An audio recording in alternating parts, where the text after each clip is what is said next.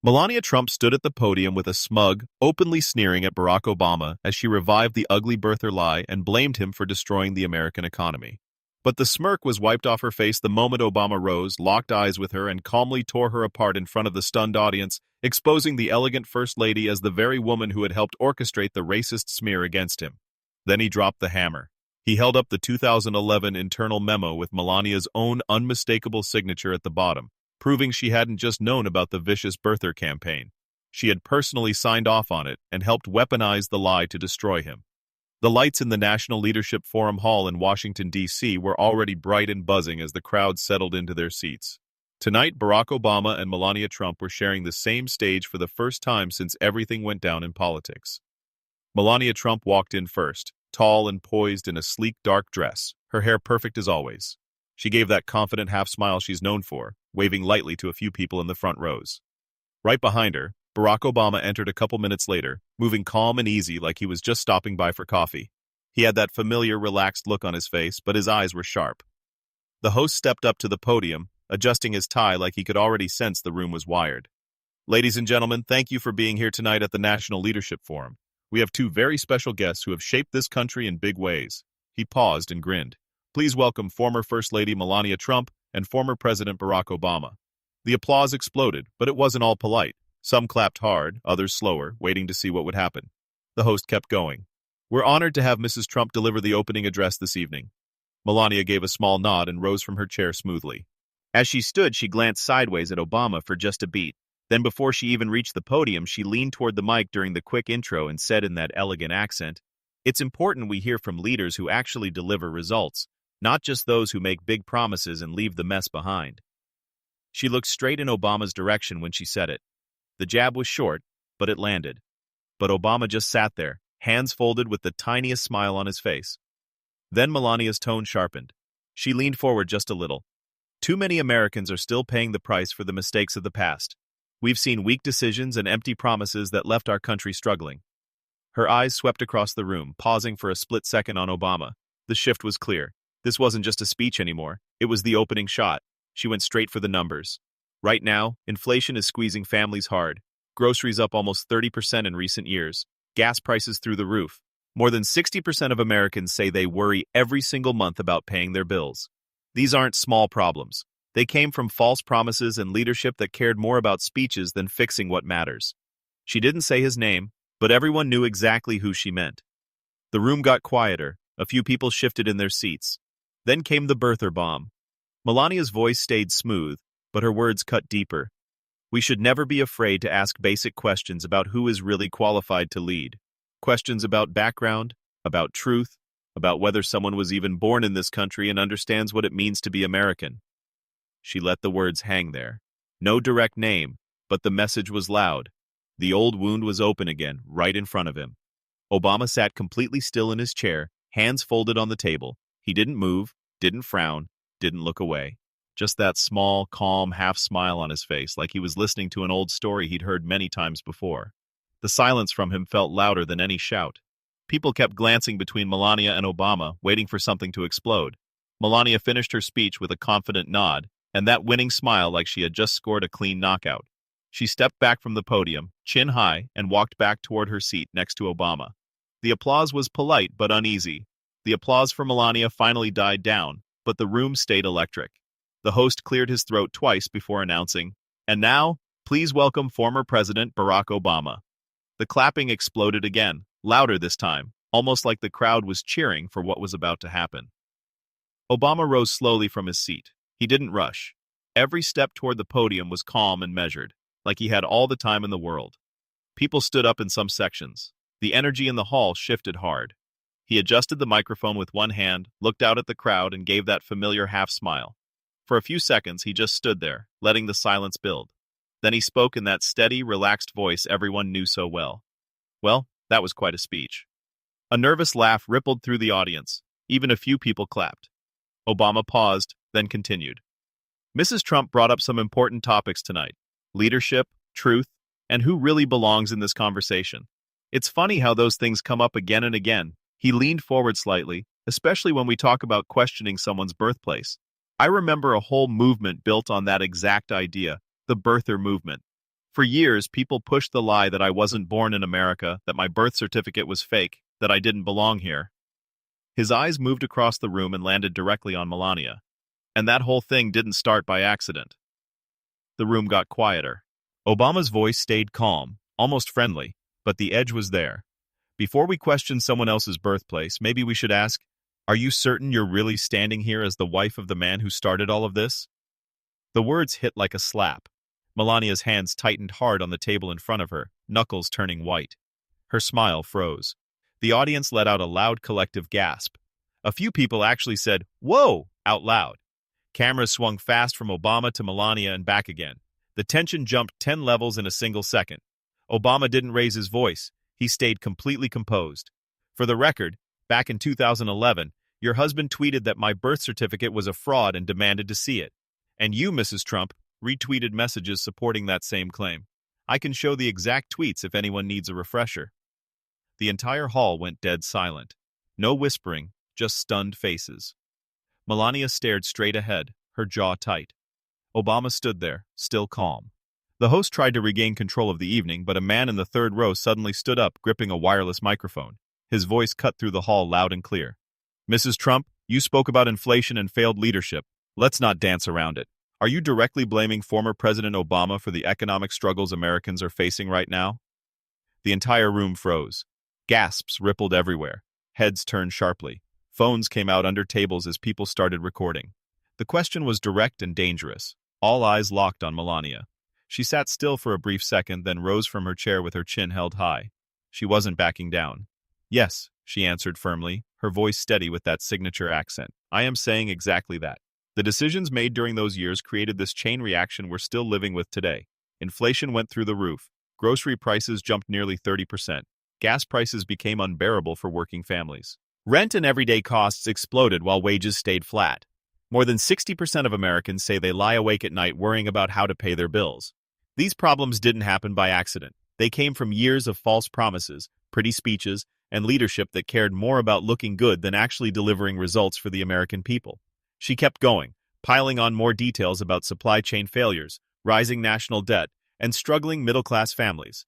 Her words grew sharper with every point. A noticeable portion of the audience clapped and cheered in support. Others shook their heads in clear disapproval. The divide inside the hall was now impossible to ignore. Melania sat back down looking confident that she had just reinforced her entire argument. Obama remained seated for a long moment, letting the heavy silence build. Then he slowly rose to his feet. He walked forward with calm, deliberate steps, his expression focused, but completely composed. The crowd quieted instantly. He stopped at the podium, adjusted the microphone slightly, and spoke in that steady, familiar voice that never seemed to shake. Let's talk real facts instead of selective memories, he said evenly. The birther movement wasn't some harmless online rumor. Here are the facts. First, in 2011, your husband held a public press event where he stood in front of cameras for several minutes calling my birth certificate a fraud and demanding proof I was born in America. Second, internal Trump organization emails from that exact period, which later became public, show staff members being instructed to keep pushing the story because it generated media attention and political donations. And third, I have a former senior campaign aide who has already gone on record confirming that Melania was personally briefed on the strategy and actively supported keeping the pressure on. The audience reacted with loud murmurs, shocked gasps, and scattered shouts. Some people stood up in disbelief. Reporters scribbled notes furiously while cameras zoomed in tight on both Obama and Melania. Obama continued without raising his voice even once. This wasn't about truth or national security. It was a calculated attempt to divide the country and question my legitimacy as an American. That's not leadership. That's politics at its worst. Before he could finish his point, Melania snapped. She cut him off sharply, her voice rising with clear anger. You're smearing my family, she fired back. You stand there pretending to be so dignified and above it all while you personally attack my husband and me. This is disgusting and completely uncalled for. You're only doing this because you can't defend your own failed record. Her words came out fast and heated. The room erupted even louder. That's when the confrontation turned physical. Melania stood up abruptly, her chair scraping loudly against the marble floor. She pointed her finger straight at Obama, her arm extended across the stage. Her hand was visibly shaking under the bright lights. The microphone near her captured every tremble in her voice. You have no right to come after my family like this in public, she shouted, her voice cracking with raw emotion. You're trying to humiliate us right here, right now. This is low, even for you." The entire hall exploded into chaos. Cameras zoomed in tight on her flushed face and shaking finger, then swung quickly to Obama. People were half standing in their seats. Some cheered, others yelled in shock. Security guards near the wall shifted nervously, ready to step in. The chaos in the hall was already boiling when a man in the third row suddenly stood up. He was wearing a dark suit and looked nervous, but determined. The former White House staffer gripped the microphone and spoke loud enough for everyone to hear. "I worked in the East Wing in 2011. I was in the room during a private meeting where Mrs. Trump personally discussed the birther strategy. She talked about how it could help shift attention and energize the base. I heard it with my own ears. This wasn't some rumor. It was coordinated." The entire audience erupted. Gasps, shouts, and murmurs filled the room. Cameras swung wildly toward the witness, then back to Melania. Phones lit up everywhere as people recorded. Obama stood at the podium, still calm, but his eyes were sharp. He waited for the noise to settle just a little before he spoke again. "Since we're sharing truths tonight," Obama said in that steady, measured voice, "let's look at actual evidence." He reached into his jacket and pulled out a printed document. This is a 2011 internal memo from the Trump Organization. It outlines media plans for the birther narrative. And right here at the bottom is Mrs. Melania Trump's signature approving the distribution. It's public record now. She knew exactly what was happening. The hall went dead quiet for a split second, then exploded again. People were standing up in shock. Reporters leaned forward like they couldn't believe what they were hearing. Melania's face turned pale, then flushed red with anger. She shot up from her seat, gripping the edge of the table. "You have no proof," she suddenly shouted, her voice cracking loudly. "This is all lies. You're making this up to destroy me." Her usual elegant tone was gone. It broke halfway through, sounding raw and emotional. Her hands were shaking as she pointed again. Tears of fury glistened in her eyes. "You're desperate, Barack. This is pathetic." Obama didn't raise his voice. He just looked at her with that unshakable calm and dropped the next bombshell. "There's more." In an unpublished book written by a former close aide, there's a direct quote from a private conversation between you and your husband. He told you, "Using the Obama birth thing is perfect. It polarizes everyone and keeps the media chasing shadows while we build our movement." You didn't disagree, Melania. You asked how far we should take it. Those are the exact words on record. The room lost it. Loud gasps, some people yelling, "Oh my God," others clapping or booing. A few audience members stood up completely. The tension was so thick it felt hard to breathe. Melania looked like she was about to lose control. Her breathing was fast and shallow. She tried to fight back, voice trembling with rage. "How dare you bring family into this? You talk about truth, but your own daughters had to grow up under your failed leadership. You dragged this country down and now you act like some saint." That was the final trigger. Obama leaned slightly toward the microphone, his expression still calm, but his words cutting like steel. "If we're talking about family now, perhaps we should discuss the comments your husband made about his own daughter on record. The ones that were caught on tape and played for the whole world to hear." The hall went completely silent. Not a single sound. People held their breath. Several more audience members stood up, eyes wide in disbelief. Cameras zoomed in tight on Melania's shattered expression and then on Obama's composed face. The triple punch had landed. The witness, the signed document, the private quote, and now the devastating family counter. Melania stood frozen, mouth slightly open, no words coming out. Her hand dropped slowly to her side. She wasn't ready to give up. In one last desperate attempt, she raised her voice again, pointing at him across the stage. "You always do this," she shouted, her elegant accent cracking under the pressure. "You always play the victim. You act like the world is against you while you tear everyone else down. That's your real legacy. Blame, excuses, and division." Her words echoed through the hall. Some people clapped, others looked uncomfortable. Melania's chest heaved as she tried to regain control, thinking she had finally landed a solid hit. Obama didn't flinch. He didn't raise his voice even a little. He simply looked at her with that calm, steady gaze and spoke clearly into the microphone. "I never needed to shout. Melania, the truth doesn't need volume when the evidence speaks for itself." The words landed heavy. The audience murmured in agreement. Cameras flashed wildly. Obama paused for a moment, then reached into his jacket pocket one final time. "And since we're still on the subject of truth," he continued, holding up an old photograph. "Here's something the American people should see. This picture was taken in 2011 at a Trump event. It shows your husband publicly questioning my birthplace, and you, Melania, standing right beside him, smiling." A former campaign staffer in the audience stood up immediately. "I was there that day. I confirm that photo is real and untouched." Mrs. Trump was laughing along with the crowd. The hall erupted. Loud gasps, shocked whispers, and a wave of murmurs as swept through the crowd. Reporters stood up. Phones shot into the air to capture the image on the big screens.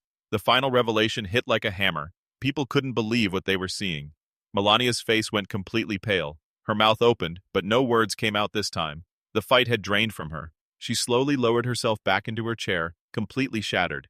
Her hands trembled as she reached for the glass of water in front of her. The ice clinked loudly against the glass because her fingers were shaking so badly. She stared straight ahead, eyes glassy, saying nothing. The once confident First Lady now looked small under the bright lights. Obama stepped down from the podium with the same calm grace he had shown all night. He walked past the table, stopped briefly beside Melania, and gave her a polite, respectful nod. The entire audience rose to their feet in a thunderous standing ovation. The clapping rolled like waves, loud and non-stop. Obama didn't smile triumphantly. He simply acknowledged the crowd with a small nod.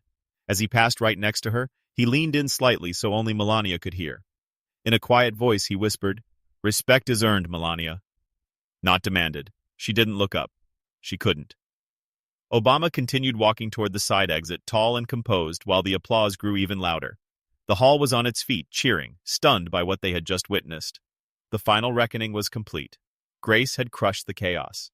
The storm that started with polite handshakes had ended with one man walking out calm and steady, while the other side sat broken in silence. Everyone in that room knew they had seen something powerful, not because of shouting or drama, but because of quiet strength that refused to break. The night was over, but the memory of it would stay with every single person there for a very long time.